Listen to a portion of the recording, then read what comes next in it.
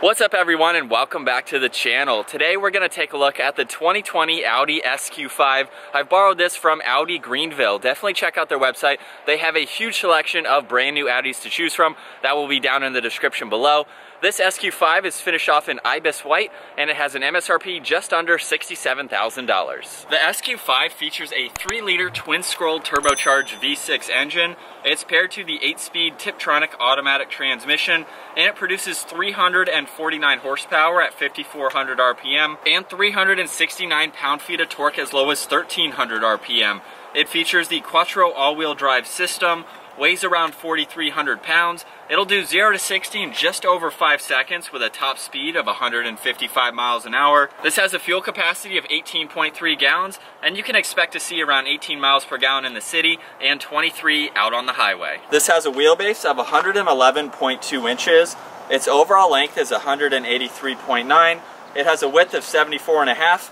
a height of 65.3, and ground clearance is 8.2 inches. Starting up front on the SQ5, this comes with LED headlights and LED daytime running lights. I really like how the DRLs kind of surround both of the headlights themselves, and then the turn signal takes up the top section. Really cool design, especially when you see it from a distance. I really like kind of how aggressive it is for a luxury SUV like this. It has the traditional hexagonal style single frame grille finished off in gloss black surrounding it. You can see the chrome Audi logo right in the center, along with a nicely placed forward-facing camera just underneath that. Parking sensors run throughout the middle section of the bumper. You'll also see there's more gloss black trim on both sides here, along with front sensors. Those front sensors are a part of some of the technology features like the adaptive cruise control. Down below there's even more gloss black. You'll see it runs the entire length of the front end. There's also a second mini grille down on the lower side just to provide extra cooling, along with all the cutouts that you see in the main grille up top. And then as we make our way to the hood, you'll see there's two very distinctive lines running down both sides. I really like the contoured lines on this outer one. It has almost a lip to it, kind of elevating upwards a bit, just giving it a really nice look. As part of the black optics package, which features a lot of titanium black and gloss black trim pieces throughout the entire vehicle, this comes with a set of 20-inch 5-arm rotor design wheels with an anthracite finish and a two-tone design. It gives it a really nice look. Just behind that, you can see the red brake calipers with the S badge on them. Up top, we have even more gloss black, as I just mentioned, on the power folding side mirrors. They are heated, feature the integrated turn signal as well. As we make our way up to the roof, you'll see there's gloss black on the roof rails, along with the full panoramic sunroof. And then there are very nice lines that continue down the side of the vehicle. Just like you saw up on the hood, there's very nice contoured lines running down just above the door handles, and then even down below on the side skirts. It just gives it a very nice aggressive design. And now finishing up in the rear, we'll start off with the integrated spoiler and the third brake light. It's body colored, and then there's nice gloss black trim surrounding both sides of the rear glass. You can see the wiper blade is mounted on the lower section just to help with better visibility. This has a standard backup camera with all the parking sensors in the lower section of the bumper here. You'll also see there's even more gloss black trim separating the lower diffuser from the rest of the vehicle. And this has a towing capacity up to 4,400 pounds.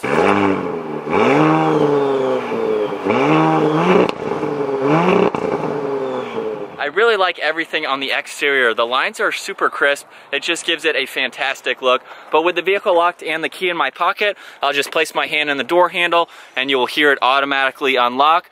As we move on to the door panel now, you'll see it's covered in very nice materials.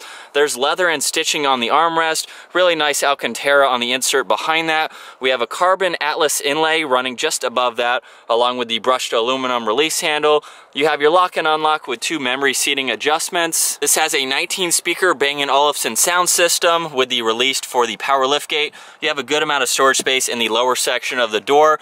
And then we have all of the window controls. They're automatic up and down, and all the side mirror adjustments. So it's very nice. I love all the materials.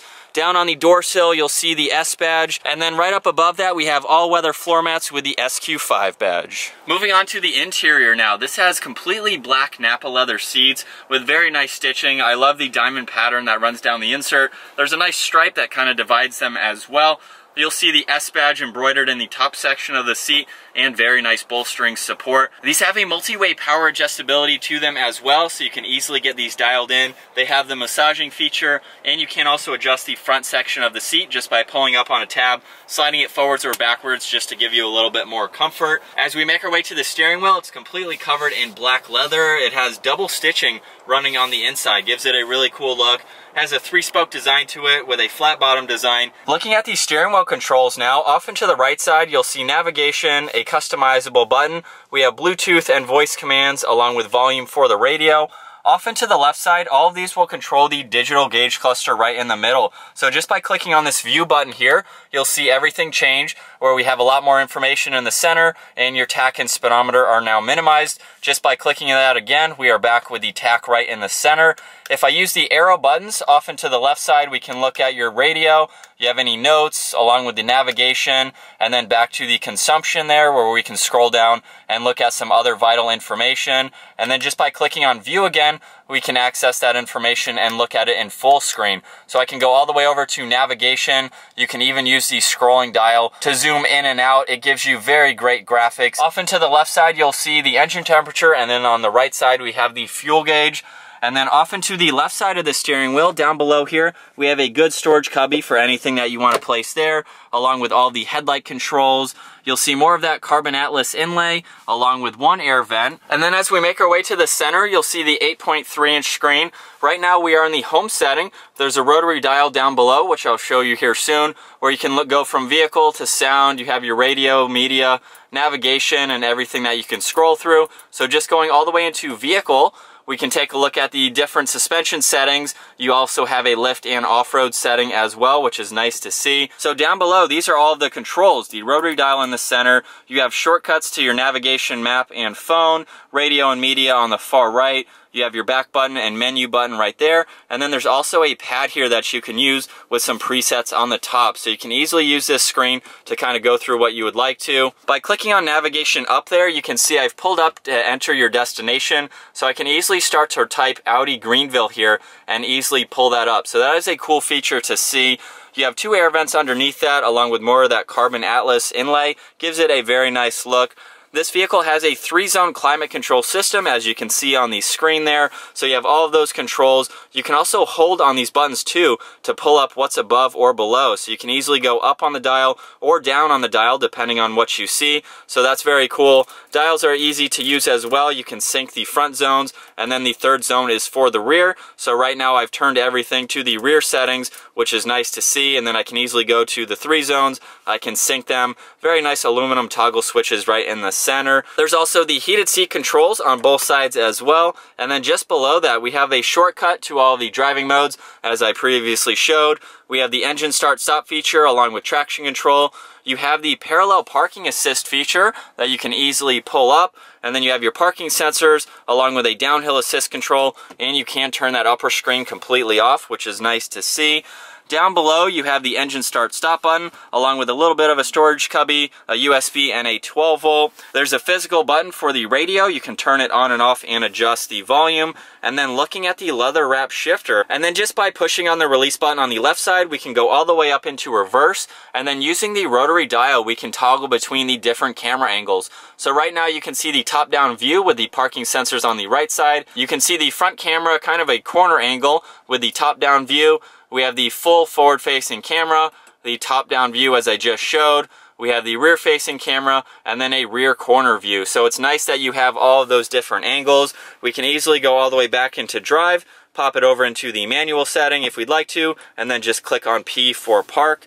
Just behind that, we have the electronic parking brake, a little bit of storage off into the right side.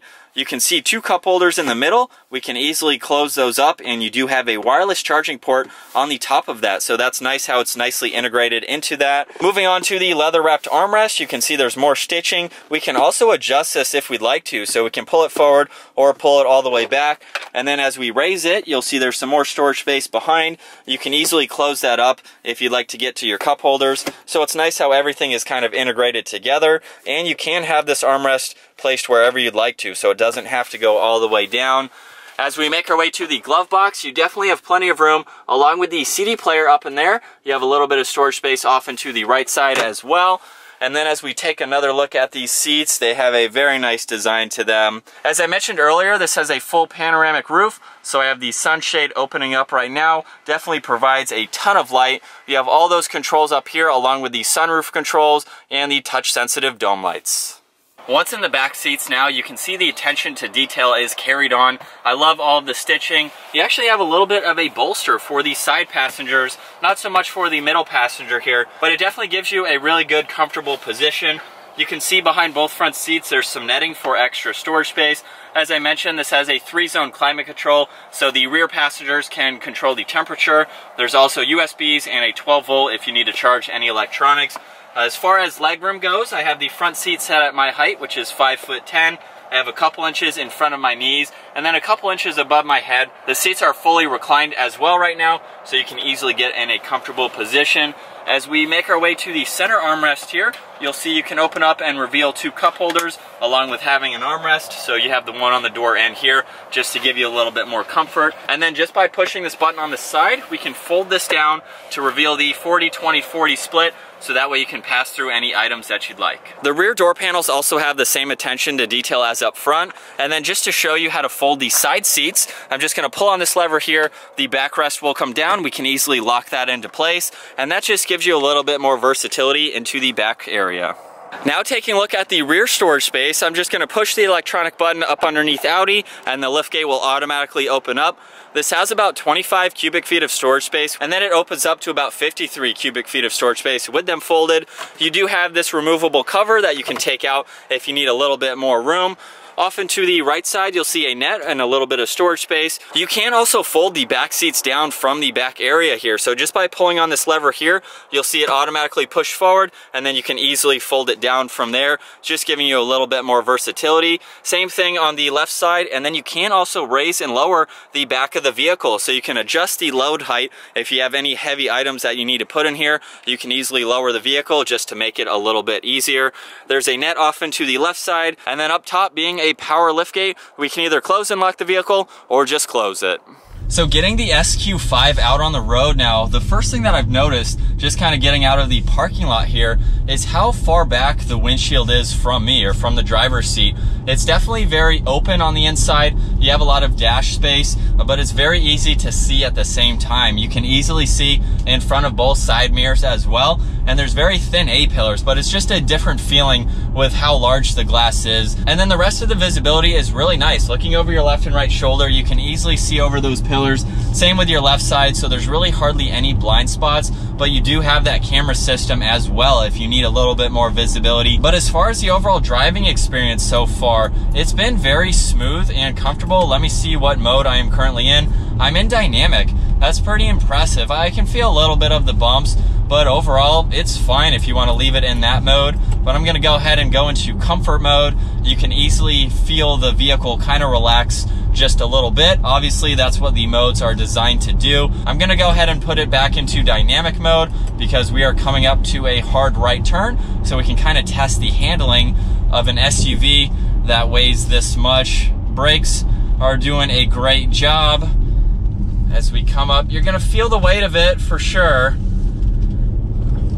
And then just giving it a little bit of gas. For an SUV, it makes it fun to drive. It handles well, so just from a stop there, just give it a little bit of gas. And we're up to speed just like that. It's very smooth and quiet on the inside. I really like the fact that it's not trying to be a sports car, but it still has the Audi Sport in it. It still handles well, it still gets up to speed, has the power that you're looking for, but it's also a comfortable SUV to drive.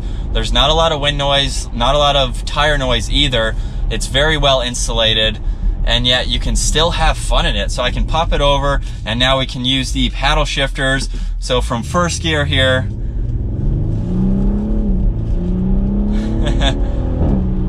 there's a little pop in that exhaust. But moving on to all of the interior materials now, I really like everything. You have these carbon fiber Atlas inlays, which just gives it a really nice design. Double stitching on the steering wheel has a really good grip to it as well.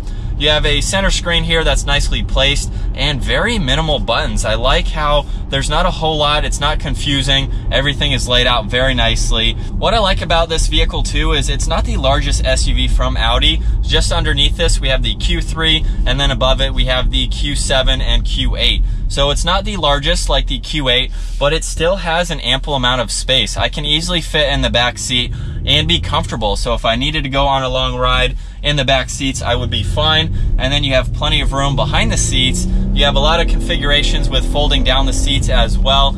So you definitely have plenty of room for a smaller size SUV. But I think that's gonna wrap it up for my walk around review and test drive behind the wheel of the 2020 Audi SQ5. Once again, huge shout out to Audi Greenville for providing this vehicle for me today. Definitely check out their website. That will be in the description below. If you enjoyed today's video, make sure you give it a huge thumbs up. If you're not a subscriber to the channel, make sure you click on that button down below along with the notification bell. That way you can stay up to date on our daily uploads. And I'll see you guys in the next video.